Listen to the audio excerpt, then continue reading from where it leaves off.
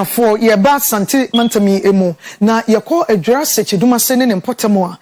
ensuo ya esane firi mipo mu eba ye friend say waterfalls no nyame di bebre adom man Ghana ye bi wo ho a ye di giska di ho ebi ho nso to cry de dade mia ya yen shedan for ye ni nkohwe ne ye ni yie na yetumi anya so mfa sopa ya ma ne bo for Richmond Frimpon ene abedwafo tu anamon akọ ya wo makohwe sa waterfall ibi a ene wode ho ma ne bo aba na ne nyina mu na wo se me ye ni koso Anyinasu Waterfall no na empanimfo ye ho bibi.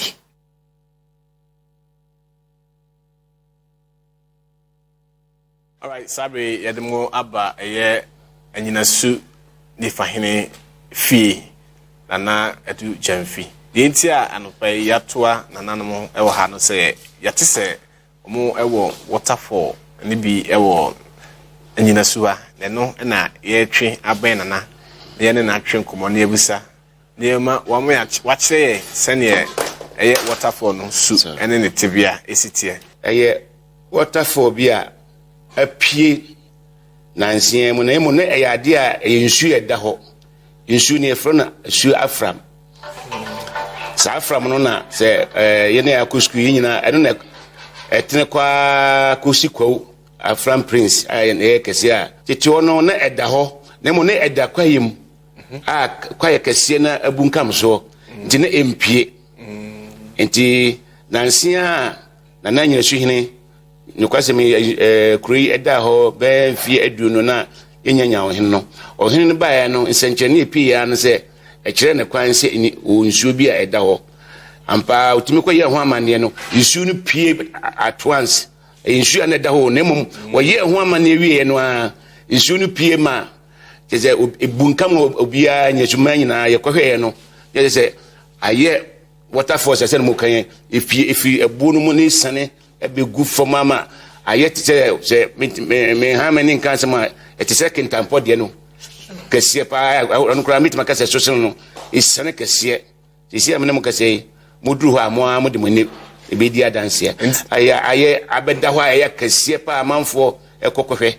nti yemfa ni say ebra mo discover say mo hu eye sa eye fall ana waterfall no ana mo ben na mo mpanifo amokumu amatu e dia fa ho se be ya amanfo su be hu se ampa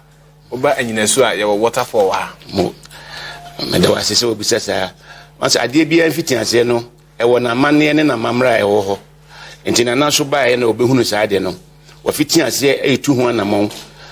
sebe wama nsu aframa mebudin no ye woni konfo nana etu ho na mo na konfo no aba na nsianse kura sebe wonya ne ba biko waba ya amane no watu ho na mo ayese odekọ otumfo ogusu eye ho no ma na enchechemu nso bibibibri aba ayese sebe obi discover ade a ayese aban mu nso no itimi ekọ aban mu ni nyina wonana enisu a wasate da ofiti ase enti we no de apaja kase nyina no ne pompon so no dise nana ye na mane kase nyina motumfo be ibibia awie ansa na anyakwan abie ama obi abia no ama sebi abaye aye kraba hwe enti sisi de mu hunu nyina na eye de modimani ekohun na adanse eba mu ne mum se me kan kora wo mu pa da amane kase pa se otumfo e ma na kwan ma we no de nana enya nye unyanko ho nti yehwe ni sisi yatesa amanfo ta ekokohwe omokọ a mogiska free omo anase omokọ ni free sisi ekwan a ye de koho no so se na ekwan no eyobia tie no kwasempa na wabusei enam se nana so bae no ade bia aye mfasodie no anase aye animonyam hye no so odika bo MC ne MP a oda ha ano odika kobo mu nyina ama ne mu nyina behwe ama na dwen ene nhihye kakra ya se omtimi de eboa de wokan ya de da pefe efiri ha kwan e faso de koho no enyenyenyenyenyenyenye si mo kokra mbodi hu adanse ena kwan be faso a ahono be attractive ana se nipe be hwe no ozo nyina nyama so bibia nyan take place nana no kra se yi nipa ofiri kromo a so onhwe ho emano na wono do ho ne we nyina se be ya epagya na kase mu a ama obia ahunu se adeɛ papa sei na apia Anyinasu man nti roughly no nsuo no nana ba wanya mfi be sen nana ba ye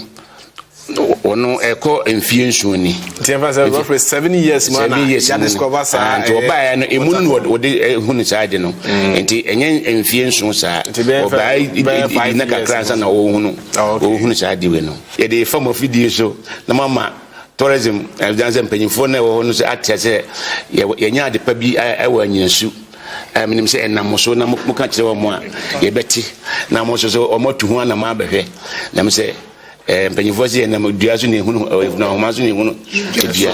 enti mama ba ha ya mo de pepa ba yi de minim se ebe fa mo video so na mama